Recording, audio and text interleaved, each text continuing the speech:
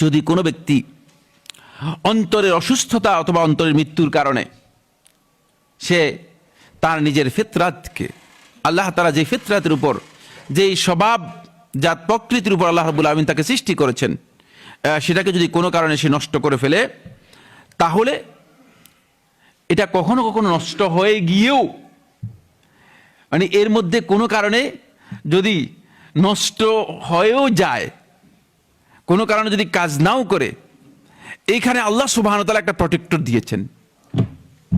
সুবহানাল্লাহ। এই প্রটেক্টরের নাম হচ্ছে আল আকল। এর নাম কি? কি নাম বললাম?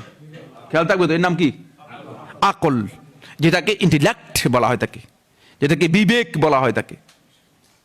খুব ভালো করে খেয়াল করুন, এগুলো আল্লাহর পক্ষ থেকে দেয়া।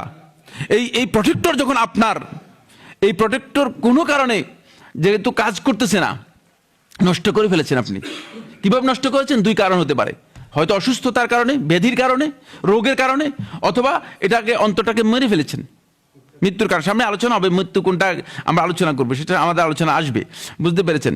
তো এই যে কোনো একটি কারণে যখন আপনি মানে এই জিনিসটা নষ্ট করে ফেলেছেন, তখন এক পর্যায়ে গিয়ে প্রটেক্টর থাকার কারণে আবার যদি আল্লাহ রাব্বুল আলামিন চান, আল্লাহ রাব্বুল আলামিন এটাকে আবার আগের অবস্থায় কি করতে পারেন? ফিরিয়ে দিতে পারেন। প্রটেক্টর এই কাজে সহযোগিতা করবে, বুঝতে পেরেছেন? আবার ফিরে আসতে পারবে। কিন্তু এর জন্য শর্ত হচ্ছে যেটা, সেটা হলো এই যে আপনি যদি চেষ্টা করেন যে ফিরে আসতে, তাহলে আপনি পারবেন। এই জন্য আপনাকে কি করতে হবে? চেষ্টা করতে হবে।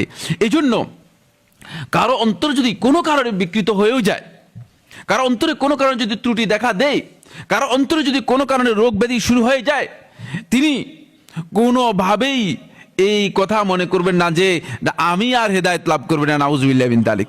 এটা হচ্ছে শয়তানের কাজ। এই কথাটাই কার কাজ? না, আমাকে আল্লাহ তাআলা হেদায়েত দিবেন না। আমাদের কাছে টেলিফোন করে, শেখ মানে আমার পক্ষে তো আর, আমি যেই খারাপ লোক, আমার আর সম্ভব আছে হেদায়েত হওয়ার? এই ধরনের কোনো চিন্তায় মাথার মধ্যে দিবেন না। তার কারণ হচ্ছে আল্লাহ সুবহানাহু ওয়া তাআলা এখানে এইভাবেই দিয়ে তৈরি করেছেন, সৃষ্টিগতভাবেই। একটু চেষ্টা করুন, আল্লাহ রাব্বুল আলামিন কি করবেন। আল্লাহ হাদিসে কুদসির মধ্যে, সহিহ মুসলিমের কিতাবুত তাওবা 3 নম্বর হাদিস, যদি বান্দা আমার দিকে এক বিগত আসে, তাহলে আমি বান্দার দিকে 1 হাত পরিমাণ চলে যাব। একেবারে স্পষ্ট কথা। আর বান্দা যদি 1 হাত আসে, তাহলে আমি 1 গজ পরিমাণ চলে যাব। 1 গজ পরিমাণ।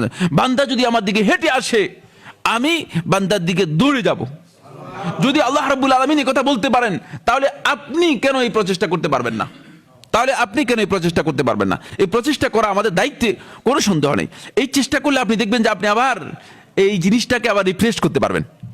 এই জন্য ভাইরাস রিফ্রেশ করা হয় না ডিভাইসগুলোতে? এই রিফ্রেশ করার পদ্ধতি হচ্ছে এই জায়গায়।